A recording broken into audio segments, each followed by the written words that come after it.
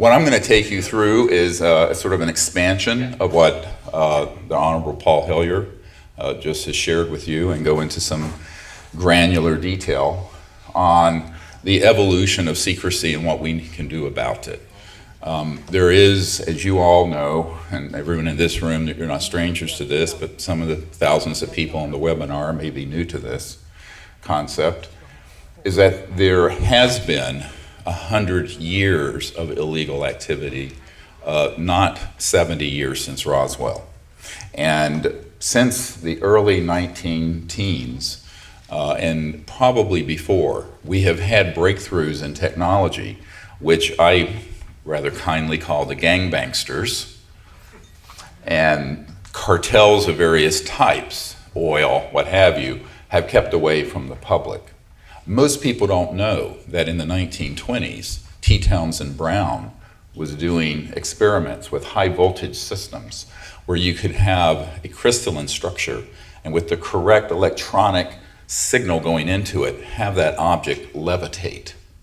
Sounds familiar? Like a UFO? 1920s. This was reproduced in Germany in the Koloski-Frost experiment in late 1920s, 28, 29. Of course, T. Townsend Brown's work was subsumed by covert programs eventually, and the RAND Corporation. And what we are looking at today is a civilization on Earth that is dying because it has been strangled to death. And we are 100 years of lost evolution and of lost development as a people. And this is our chance to get it back. Now, a lot of people say, why did you do this film Unacknowledged? Which, by the way, those of you who contributed to that, it was crowdfunded, raise your hand. Everybody give an applause for the, that's how we made it. Okay, so that documentary, which some people go, well, you know, you didn't go far enough in it. I said, this documentary wasn't made for you all. It was made for 7.2 billion people out there who don't know anything about this, okay? So if you're gonna be compassionate, you can't stay in your bubble. You need to go out of your bubble, and you need to reach out to the rest of the world. Now, we're very fortunate that we have a major distributor for that film, The Orchard, and that is now, I think we're 8 weeks on being #1 on iTunes worldwide.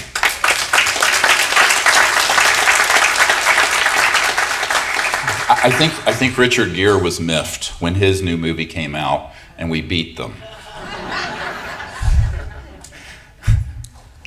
No relationship. He's Greer, I'm Greer. So what is really important about Unacknowledged is that, and I'm going to just encapsulate it. You're going to see it tonight, and then we're going to have a Q&A after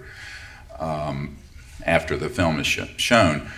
It's really an attempt to put together a taste of the evidence that's compelling, all from government sources, military witnesses, government witnesses, documents, etc. But then go beyond the, let's call it the ephemera, the sort of phenomenon of passing events and evidence. You know, after you have 500,000 or 1 million cases that are in the UFO reporting system, we have enough evidence. What's the secrecy about? But more importantly, how could they do this? How is it structured? And the name of the film comes from the first word that I learned of a special project category in the early 1990s, and this was just before I was briefing the director of the CIA. And unlike Paul Hellyer, he went on to not only defame me, but deny the meeting took place, and he took a golden parachute out of the directorate of the CIA onto the chief counsel for Booz Allen Hamilton, the contractor that Snowden worked for the NSA.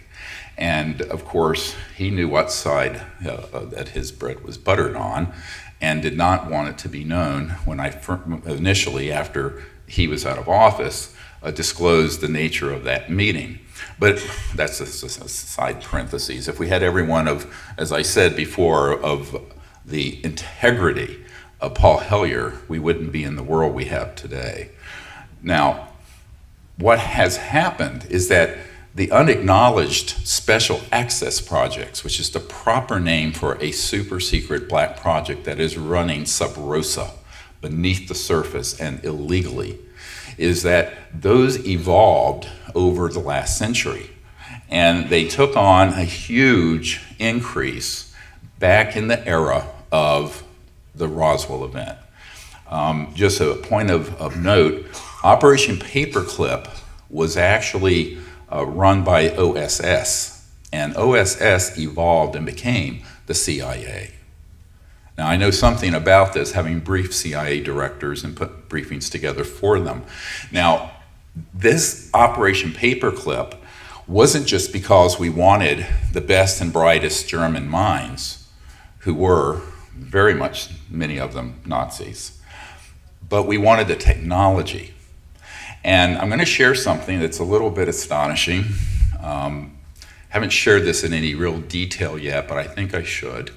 And about 6 months ago, I had a 7-hour meeting with the son of Senator John Warner, who I had fingered as a member of this cabal many years ago. And Senator John Warner, who was not Mark Warner currently of Virginia, he's the Senator John Warner of Virginia who's retired. He had been a Undersecretary of the Navy and had been very connected to these classified projects from early on in his life. He married Paul Mellon's daughter. Now the Mellon family, Paul Mellon, around the time, one of the few billionaires in the world at that time, went over in 1945 to Germany with General George S. Patton and some others to retrieve a partially functioning Nazi anti-gravity system that they were working on. And that was their secret weapon that they were going to win the war with. But they didn't get it perfected before we got the atomic bomb. And the rest, as they say, is history. However, an interesting side note to this, now I learned this, that Senator Warner's son, who's about my age now, a little bit younger, said to me, you know, Dr. Greer, I have to admit that my family are fascists. He just flat out said it, completely. And he is not. But he said that he's come to realize that this is very much the case, and the people that they have worked with are also fascists. They are not interested in a democratic society and an open and free society. So what happened at this point is, believe it or not, as hard-ass as General George S. Patton was, he wanted this technology developed quickly and released to the public because he saw the humanitarian value of it. Free energy, no surface roads, no pollution, etc., and so on. They killed George S. Patton. He was assassinated, and this is known by the Mellon family. Now, because of this, what happened, and this is 45 before Roswell, a chill went through what I call the white hats in the military industrial complex, because not all of them, you can't paint all of them with the same broad stroke. There were many of them who wanted this to come out and were stopped.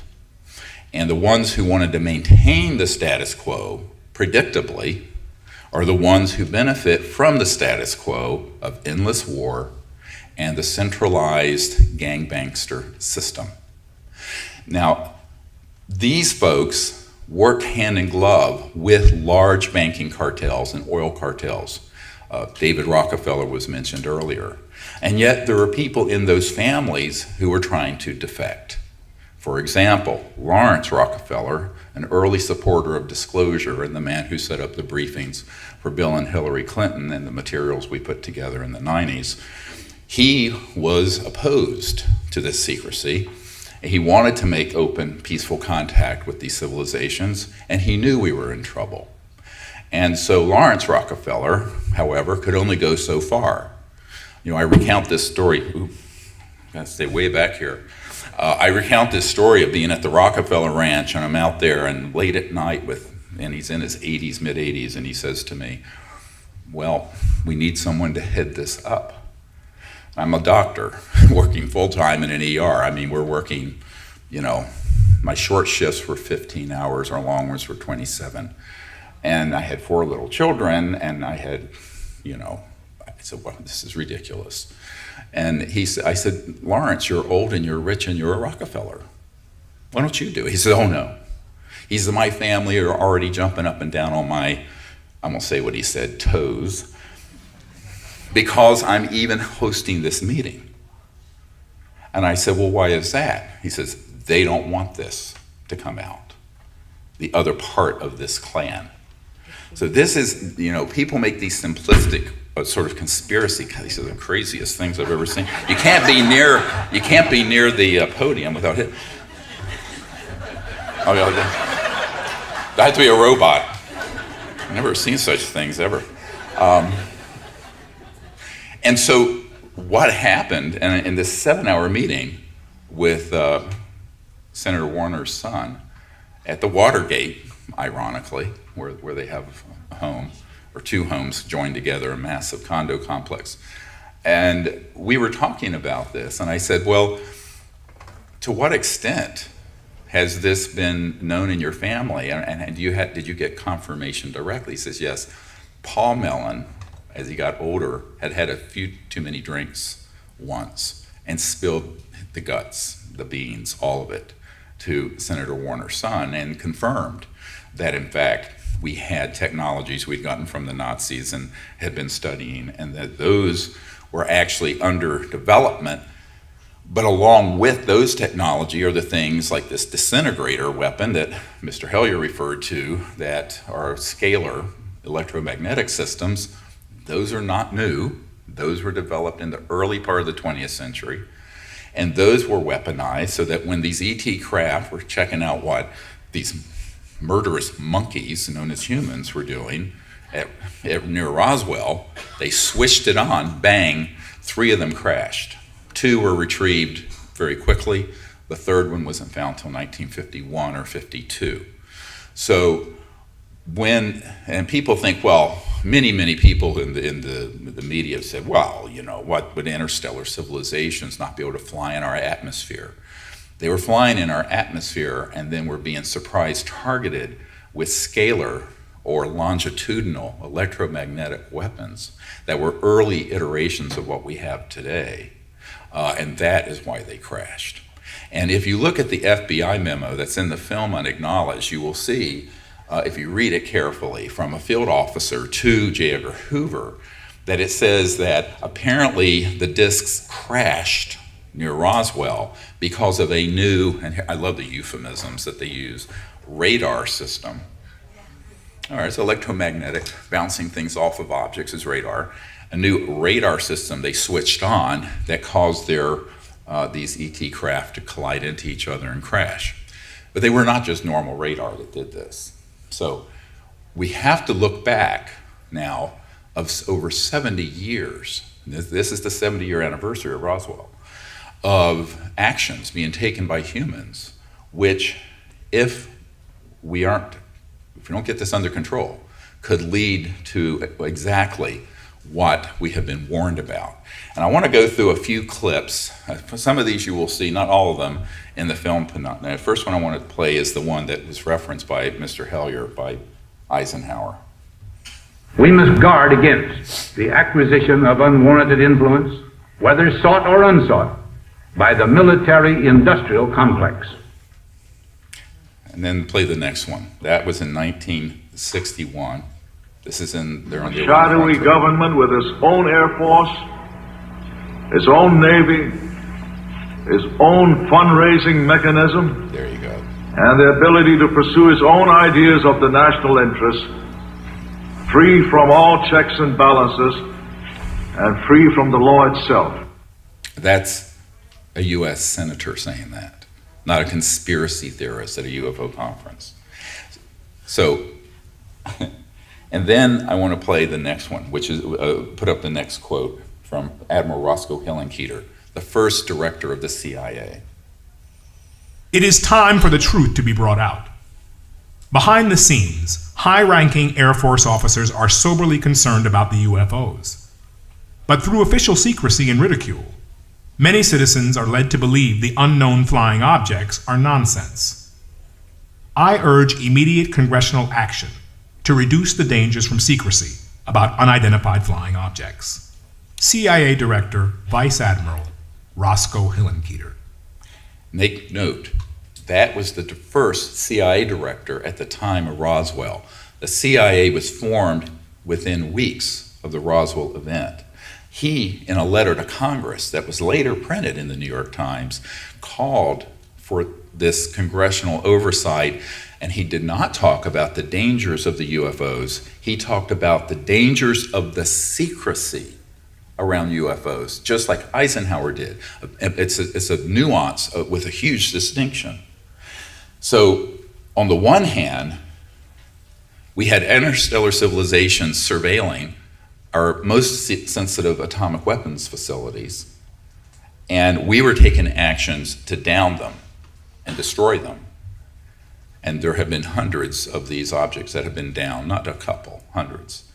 In fact, there's a man on my team who was at Fort Huachuca, which is Army Intelligence Headquarters, ironically out near Tombstone, Arizona, where they had an underground facility that he worked in where there were 9 separate ET craft of different types from different civilizations that had been downed, some of them in Mexico and then brought back up across the border.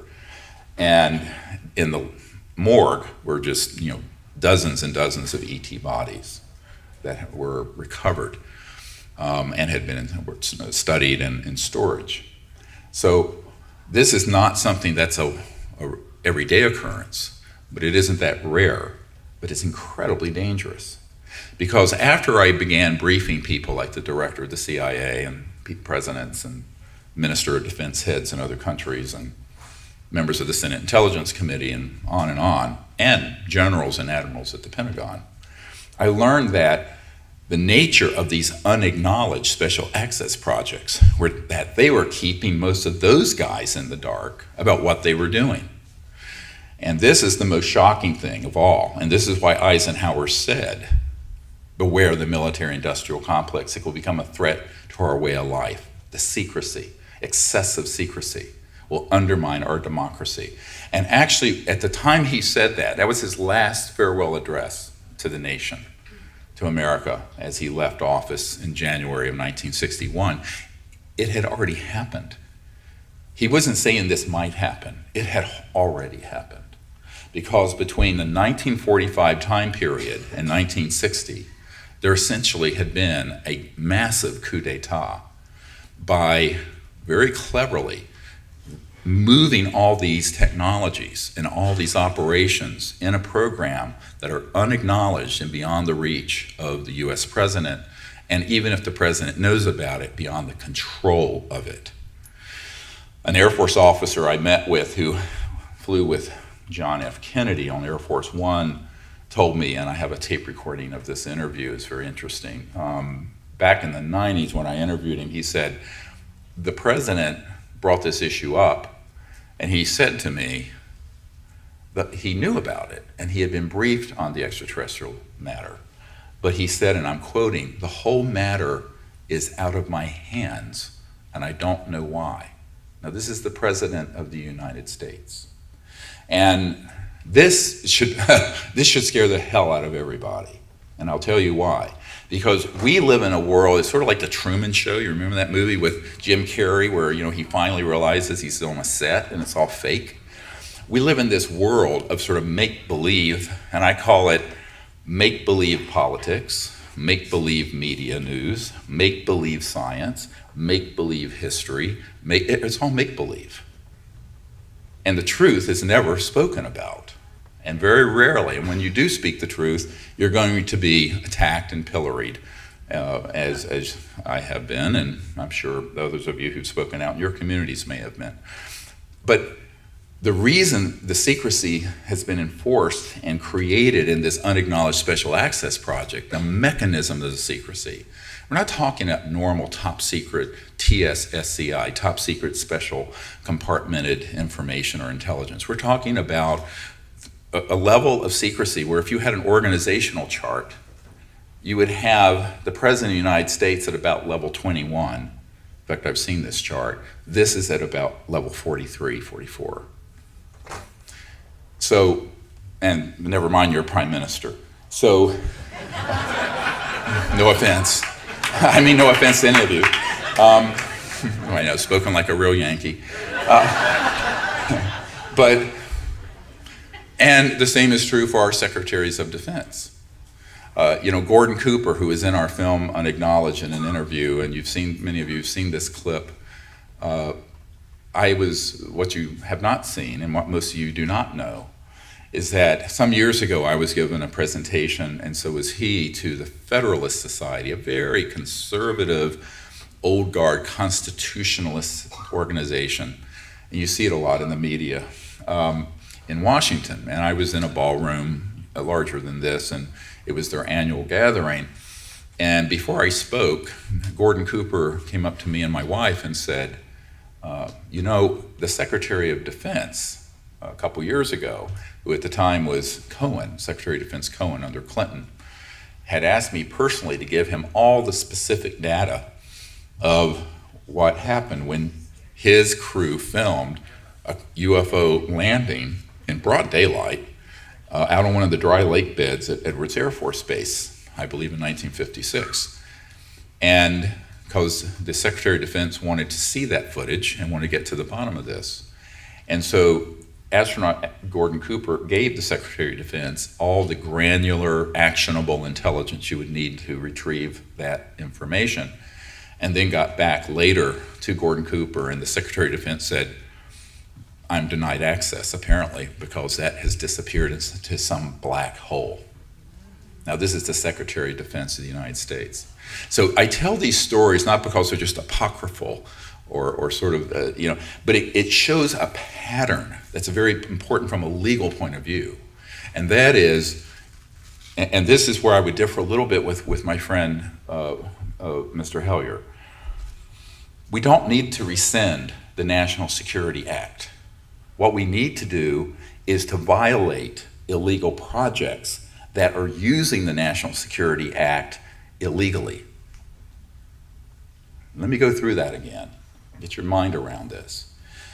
If an operation is illegal and is lying to the president and to Congress or to your parliament and your prime minister or your minister of defense, because as minister of defense said, he wasn't read into the projects that I know are going on in Canada today and at the time he was MOD head.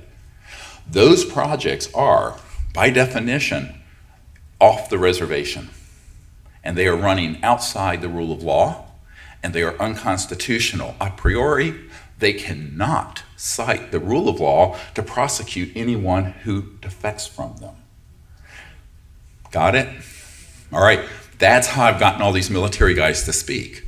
And sometimes it takes me 5 years of hand-holding a colonel or someone at the FAA or whoever to get them to actually step forward, name, rank, and serial number.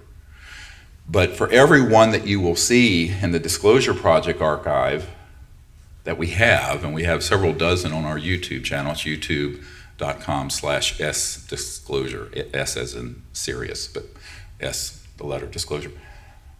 We have about 800 more, or more than that have given me information, documents, what have you, about programs they've been in, but they're terrified to come forward. So what we really need is an executive order that would say, you are hereby allowed to speak about these projects since they have been run illegally for 70 years. Now, in the absence of that, and Daniel Sheehan and I discussed this in some length, we, the people, can tell folks that we know, and some of you may know people who worked in these projects, that they cannot be prosecuted under any national security protocols if they are exposing an operation which is at its core an illegal operation. And I am here to tell you the secrecy on this issue is not only illegal and unconstitutional, but provably so. Because in proof of the pudding is this: I have published and put out top secret documents that were handed off to me by folks in the CIA and NSA that have not been declassified. Why am I not in prison?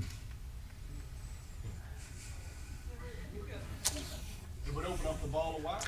Yes, because I had an FBI guy threaten me once, and I said, make my day. Put the bracelets on. My first call isn't going to be to a shyster. It's going to be to people I know in the media, and you will have confirmed the legitimacy of the document, and we will contest it, and then we're going to hit former President Bill Clinton with a subpoena.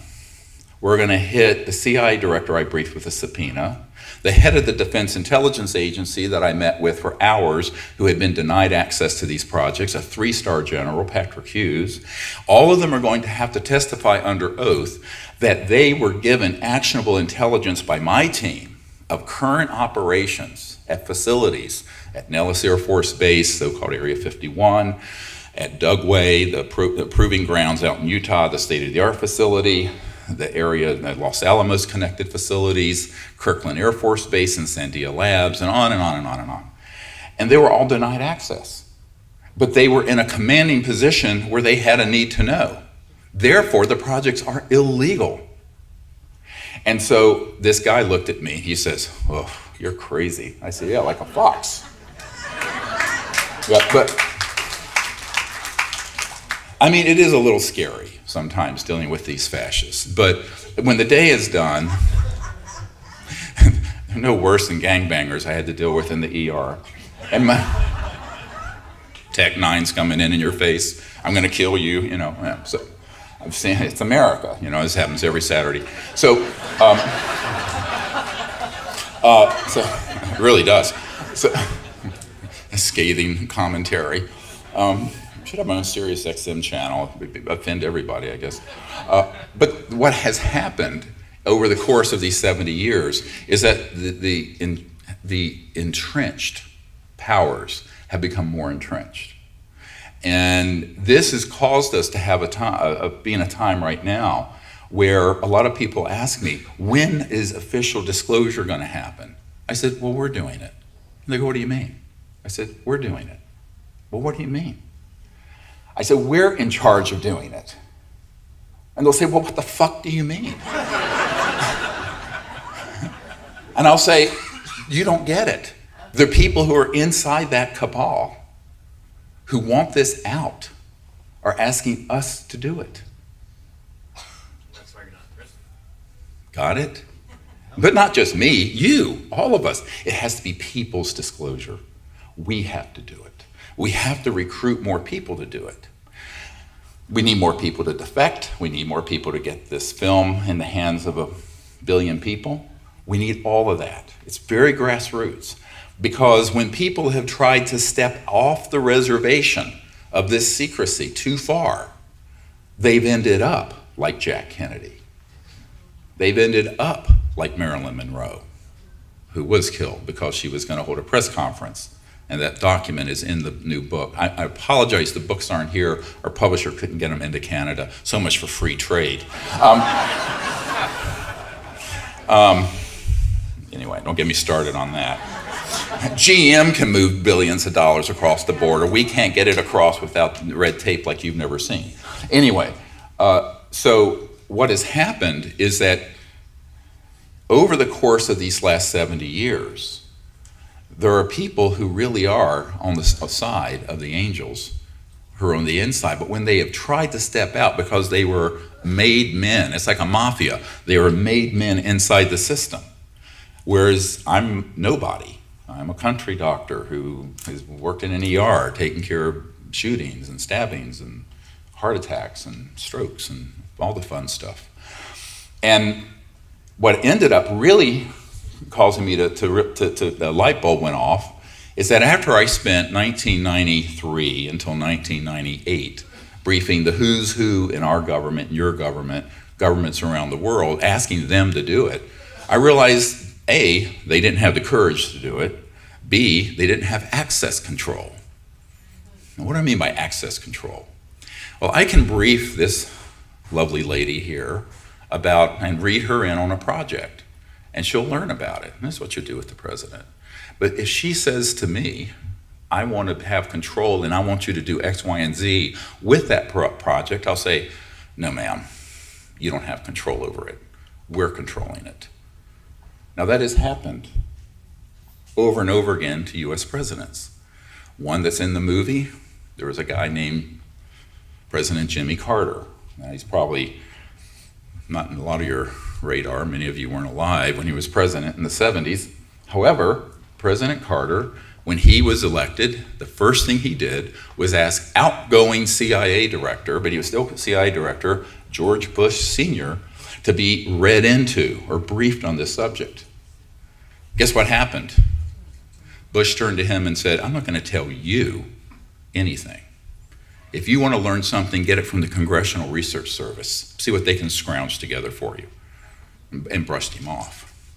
Now, of course, that's illegal.